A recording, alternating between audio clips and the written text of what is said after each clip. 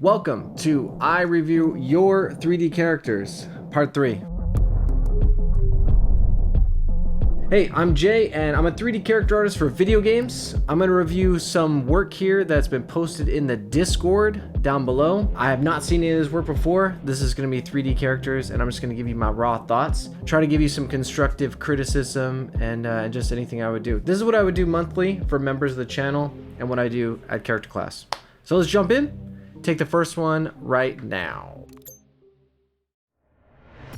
First one, Indras Moro. I'm sorry if I butcher your name, by the way, or anybody else's name. It's the Joker, but wanted to make something different. It's a Yakuza. So ZBrush and Blender, okay. Hair's pretty good. Oh, look at that, full body, huh? In general, I like the idea of mashing things up. And right here, you're doing Joker, and you want to do a Yakuza spin on it. I like it. It's not the typical Joker that you'd see. I think that makes projects more interesting and people like engage with them more. So you're not just directly being compared to like an established IP. You're not doing like, hey, here's my Heath Ledger Joker. And then it just becomes like a game of like, let's spot all the differences in why this doesn't look like Heath Ledger. So I think doing a spin is the right thing to do. I think if you're doing a Yakuza spin, we could have went way harder on that theme. Like even this earring doesn't speak to me, but like getting Yakuza Japanese tattoos everywhere, tattoos on the face. You could even go so far as to like maybe this Joker smile is a tattoo, and you could really go a lot more on the Yakuza side of the spectrum. Overall, I think it's pretty good.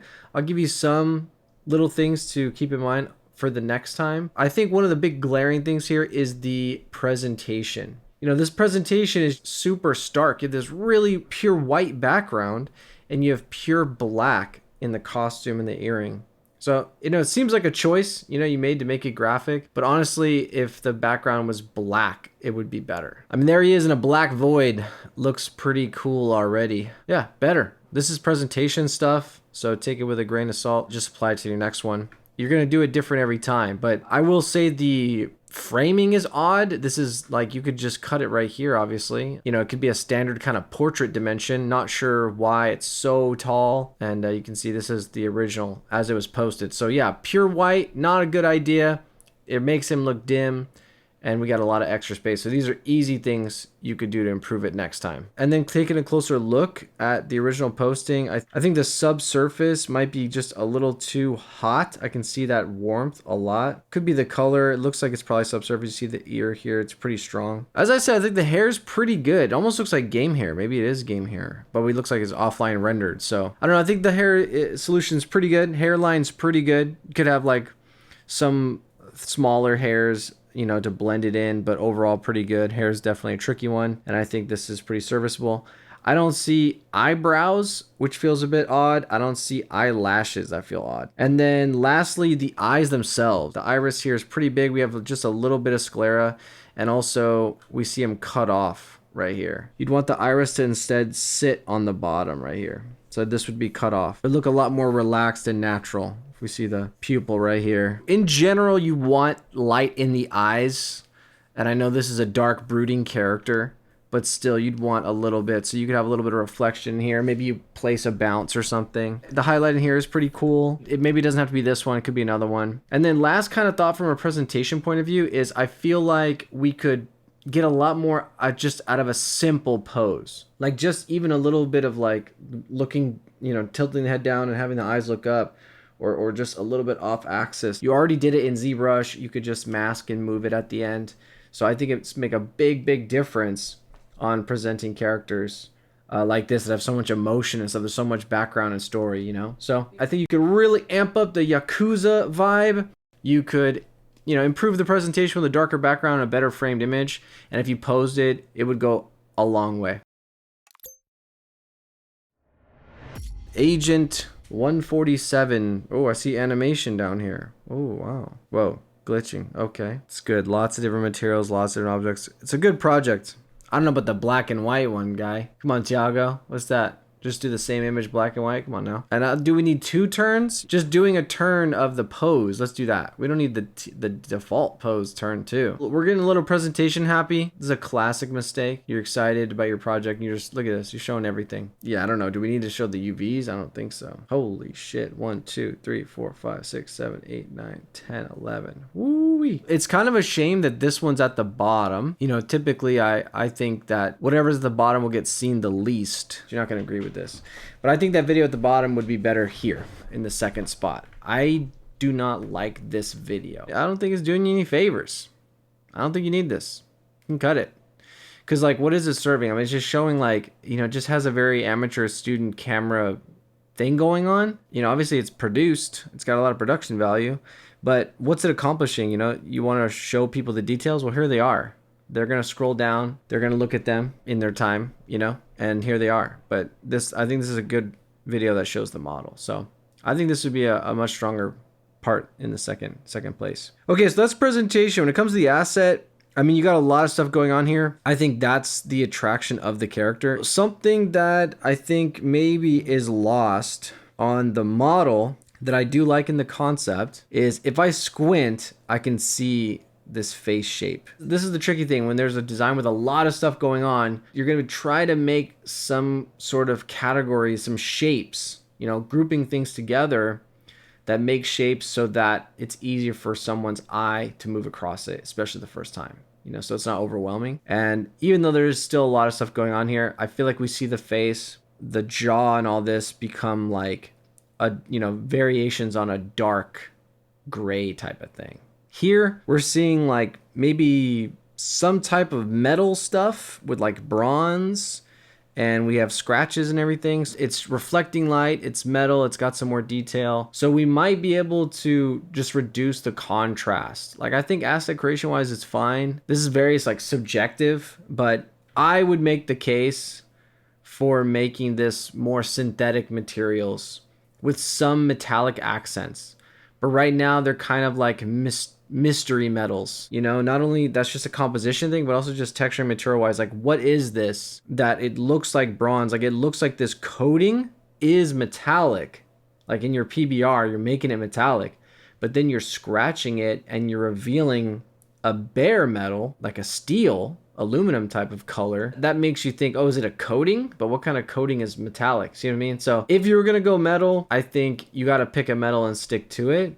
If it's coated, the coating would not be metallic. And then separate from all that, I would have made a case to like make it mostly like plastics and rubber around here. Imagine he's turning his neck, you're just gonna hear like clinking and scratching. But above all that, we don't need to overthink it. It's just like from a composition point of view, with the plastics, you get it more matte, you know, you get it more like soft, and we don't have so much reflections everywhere, so much scratches and detail. Even the teeth could be a dark, like black, you know, hard plastic or something. Yeah, I think the face is a tad more appealing here. I think just the shape of the eyes and nose, maybe the size relationships, we can get a little more angular, you know, a little bit more heroic, even though we still have like a high hairline, he look a little bit of an older character, but still, I think we're nice and graphic. With the model, we're losing some of that angularity in the eyes. The nose just kind of gets a little bit more round and stuff. So small potatoes in the grand scheme of things. Overall, I think this is a really strong project. Yeah, lots of modeling, lots of different shapes, lots of hard surface, organic, metal, plastic. I think that's good. I think it's a really good subject for a character to make for learning and growing. You did it as a part of Think Tank. So overall, I think the strategy is good. Just a couple little notes of nitpicky stuff, but really I think you just keep going and build from here. My main kind of thoughts and feedback are just on the presentation. You know, I think this character overall is an exercise in like composition, trying to make something readable because there are so many different colors, materials, and shapes, so many different little objects. It can just easily turn into kind of noise. You know, it's overwhelming. So I think trying to simplify it with the presentation, maybe we don't have a background all the time. Maybe we don't have the ground all the time. That just makes it a little bit more complex. There's also like a stubbiness to his shape. I assume, you know, you had a male skeleton in here. Maybe you didn't, you know, that could be something to do in the next time, or make the head a lot more stylized because it looks kind of like a naturalistic face. And then we have like shoulders way out here. And then we have, which I assume is the torso right here. So we have really wide shoulders, really wide torso, and then some kind of stubby legs, long neck. So I think the proportions aren't feeling that great. Typically when the fingers are extended, they come like halfway down the hip. It looks like a little bit low, probably come up here. So those are some of my thoughts. Overall, yeah, I think it's a good project to choose. And then mainly just presentation and big picture stuff. I think it shows a lot of good, solid modeling and texturing. And yeah, I think you just build from there. All right, number 3. Really good first impression. Easy to read, nice dramatic lighting and shadows. I like the little post stuff. A lot of times people go overboard with this stuff. But you got little bits of stuff in here in the frame. Yeah, overall, strong one. Let's find some areas that we could improve next time. Yeah, so this shoulder pad, we're seeing a few different things here. One, probably resolution. What I like to try and do is pick, 1 to 3 kind of focal points of the character that could be higher pixel density, more texel density than the rest. I don't typically make my UVs uniform when I'm making a game character. That means having all the UVs the same size. That can be people's tendency, but just like we have a face, have a lot more texel density because it's important. On the costume, I do that too. If there can be little things that I can put on top of something that's low res, and I can have this little object be high res, it can create the illusion that everything is really sharp. And if there's something near the face, like a shoulder pad, like a necklace, like a weapon or a backpack, I might give that more pixels. And what we're seeing here is I think we have a little bit low resolution for something that's close to the head. And then on top of that, the paint itself, I think is just too thick. It's got too much height info in it. I think people have an inclination to add height all the time. And sometimes I think it's okay to just not even have any height at all. Like if you look at a lot of reference of paint on stuff, it's so thin that it really doesn't have a height. Because once you add a height, even a little bit, it starts to look a little chunky. There's a resolution because we see this jagged line, like we see like anti-aliasing here. And then this is a little bit blurry. I think it's a little too chunky. We see some aliasing here. Maybe some kind of a bake error there. But even here, the skin's holding up. Look at that. Whoa, the things are in 3D. The little floating things are in 3D. What? Dude, awesome. Whoa, it's even fading out in 3D. How are you doing that? Wow. Dang.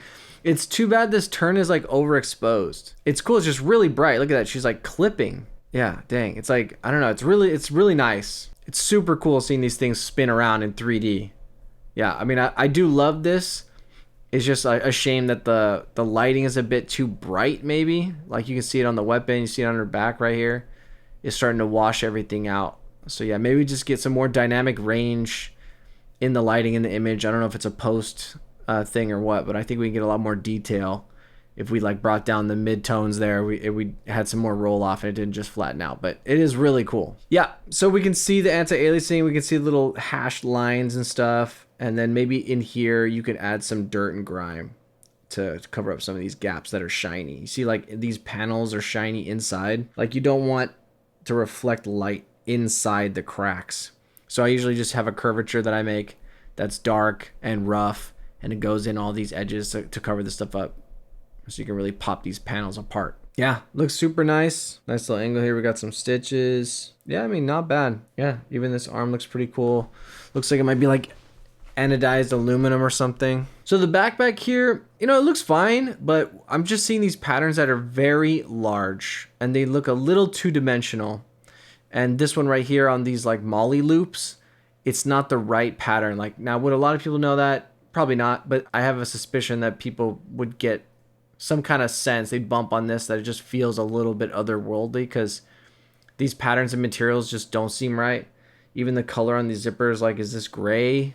What is this? That doesn't look like metal. It's like all sharp and stuff. So I just feel like the backpack, it is a backpack, right? But I've worked on games where backpacks are important, so we had to spend a lot of attention on them. I think the string is pretty good. The fact that the model turns around, you could emphasize that more. But my main feedback here is going to be on these tiling patterns, okay? When you're going to be having patterns that are for a material, like fabric, like on the clothing or in things like nylon straps and stuff, you can do that in Painter because they have those assets. You can drag and drop them. But the ultimate is to do it in the actual shader, in the renderer, in Unreal Engine or in Marmoset, having this thing be added to your textures that you can tile independently. That way you get the absolute highest resolution. That's going to help make it more believable, and it's also going to make it look more like the material that it is. Right now, the tile on the backpack itself and these molly loops, these nylon, is too big. It also doesn't really look like it's in the roughness, so it's not feeling right. And so I think in general, like giving the micro tiles or the material, the micro detail of these things more attention can help elevate your texturing in general. Like honestly, like what the pattern is, the size of it, the direction of it, those things play a big role. You know, even if people don't like, people looking don't know, they feel it because we all have the same shared visual library. We're used to seeing things, and this just bumps me. Here we can see a tiling detail texture on the headband here, and again, really good opportunity to really squeeze the material read here because it's on her face too. Like I just think the skin here is so much above the headband, right? And we have a headband right there in front of your face. So I think this tile is too big. It's not the right tile in here. I think this headband's probably too resolution texture wise to be on the head. We have like a wear and tear that's on the height of the wrinkles, which I would always advise against because, you know, we can easily add wear and tear based on height, based on AO. And so we do that in Painter sometimes without thinking. But if this was a headband that she tied on, it wouldn't get all scuffed up on top of the wrinkles. That's not how that would work, right? Because the wrinkles are going to move around all the time. So this ends up looking like a very hard object, like, you know, like stone or something. And the pattern on it looks kind of like denim or something. It's very big and blocky.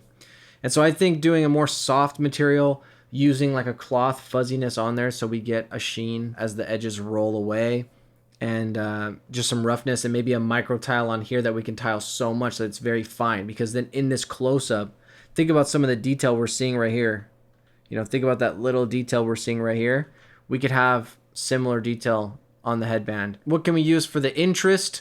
It's so big. If we did a nice soft subtle material, well, we have the forms on here that's making it a little interesting, and also we could have some like very subtle staining gradients. Maybe you could do a pattern, you know, like a bandana, and those would be some of the things I would do. Now that we're close up too, we can see like the hairline itself looks a little hair transplanty, right? That's from having the cards actually intersect the geometry. We don't want to actually have it intersect because we get a hard edge right there. You know, it's better to have in your hair textures the roots that aren't all lined up. They you know, they don't all start in the same location, and then you kind of float those cards in front and you don't let it actually intersect, you know, the actual skull here. And then you can go a step further. It looks like you might have some baby hairs that's probably painted in the head texture, but you can go farther by actually having like baby hairs in the alpha and dress it with cards around the hairline too. Hairlines are super important. Again, it's right near the face, right? And so we can pay extra attention there. The eyebrows, they look like they're geo or something, but they just don't feel natural. So I think you could definitely improve the eyebrows. They look thick and straight and sharp, and then we can see kind of through to her skin here. So yeah, I think it's the amount of hairs, the thickness, the chunkiness. Honestly, it would probably even look fine if it was all painted in the textures. Right now, because it's so unnatural, kind of like takes away from it. So if you were going to do it the geometry way, you could do poly strips, but I think we just need a lot more hairs, and we need to have that curve. We need to have the, like, you know, have the S curve right here. We need to have like nice curvy stuff right now. Yeah, but really cool character. I like the character's vibe. I love the skin. And yeah, overall, I like the character's design and everything. I think you did a good job. It's a solid presentation. What's up with the black and white pictures everyone's doing? Yeah, it's a solid presentation. I would just think texturing and materials, you could focus on the little small details there and really crank that material read. I think you're doing a pretty good job overall now with the way that you're doing the metal and the different colors. You know, it's done tastefully, it's done well, but I think you can improve a little bit in that area. And then the hair, which is a challenge for everybody. And again, getting in the details, little hair, the mesh itself, the textures, and so you can improve it next time around. But overall, strong character. Good job. All right, Now, number 4. All right. Yarden. I don't even know if I'm looking at 3D. It looks kind of 2D. Original IP by Fortiche. Okay. Wow, this is very different. Oh, cool. Interesting. I don't know how I feel about this background. I don't think we need a turn of the spear. I don't think we need this either. Not doing us any favors. So I don't think we need down there. This is interesting. I know the hair is getting like intersected right here. We see her skull in the middle. Not feeling that. And the fact that we're seeing through the skull is a bit of a bummer. The background on everything I'm not feeling either. Is this the thing? I mean, I don't know. Is this the 3D thing? This is really blurry. Super blurry. Not feeling this. Very low res. But big. Very low res, but big. And then jacket showcase. I don't know why we would do that. This one's actually clear and it's 3D. I think this should have probably been your first post. Your first image here. Not feeling this jacket showcase, man. Not feeling it. It's just like you're just cycling through this stuff. It's really out of context. Like, I don't even know what I'm looking at. And it's such an odd video, right? That it's just like 15% of the video is changing and it's just confusing. So it makes me feel dumb. I don't like if this was just an image and then you didn't even have text in here. Like, I get it. It's a showcase of this. I get it. And I think this is pretty cool. But this is, no, I don't like it. So yeah, I would cut this. I would cut this. And I would make this the first post, and then you could do your jacket thing. This one, I don't know. This one, I don't know. I kind of like the skin texture, but maybe it'd be cool without the hair. I mean, it got some empty space here too. So really, a lot of my feedback is presentation. And then when it comes to the actual assets, I mean, you know, you're really off doing your own thing here. I mean, you know, obviously inspired by Fortiche, but yeah, mostly base color. Wow, you used Marvis Designer. Wow, okay. But yeah, you know, it's rendered like unlit, I suppose, and painted and everything. So it's very different than typical like game kind of workflow. But you know, the hair that ends in a blunt card, not feeling that. The skull you can see through, I'm not feeling that. The socks, like her foot is intersecting with her leg right here too. You know, it'd be nicer if her ankle kind of bent and it was touching. The stockings to sock and like there's chains or something. Like, I don't know why there's chains on her sock. I'm not feeling that too. So there's some parts that just are confusing and some parts look more rushed than others. So I think that's what's taken away from it. Like the idea of, hey, Fortiche has a new IP they're making. They released an image. Can I make it in 3D and use it as a way to study what they're doing in the Arcane show and trying to see how much I can replicate that, how far I can push things. That's an interesting project, but as it is right now, it seems like just a rushed project based on like very little info. We're not striving high here. We're just like, you know, putting it out quick. It's like a sketch, which is fine, but putting it in your portfolio makes it feel like, hey, this is the best I can do. But it doesn't feel like you were trying to do the best you could do. You know what I mean? Like, you could spend more time on it. You could try to make the hair, the geometry penetrating, the textures, the background. Overall, you know, I feel like we could let it cook some more. And I think it would just improve.